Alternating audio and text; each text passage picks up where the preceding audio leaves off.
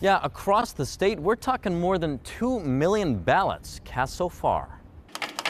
It's been about 2 weeks since county elections offices sent ballots to every registered voter in California. And now, with exactly 2 weeks to go until Election Day, of the 22.3 million registered voters in the state, about 2.2 million have cast their ballot, coming out to a turnout rate thus far of about 10%.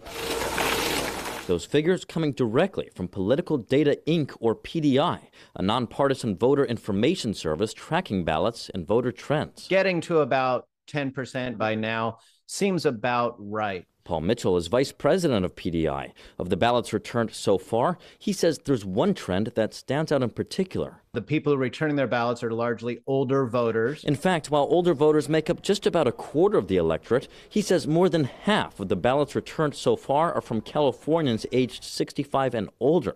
Contrast that with younger voters aged 18 to 25.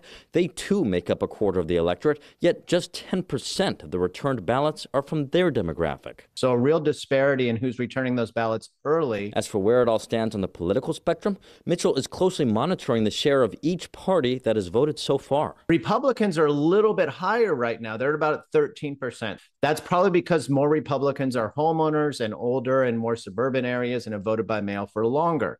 Democrats are right at that 10%. So they're performing basically just like the average. The group in partisanship that doesn't turn in their ballots early as much is the independents. Right now, they're at about 8%. While the statewide early voter turnout so far is a few points lower than it was at this time in the 2020 election, Mitchell says that comparison, in his words, it's really apples and oranges because that was such a different environment in that presidential election. The fact that you had a lot higher early turnout and even higher overall turnout, some of that was probably attributed to us being in COVID lockdown. Now you've got people taking the kid to soccer practice, going to work, going to school at the actual campus instead of from home.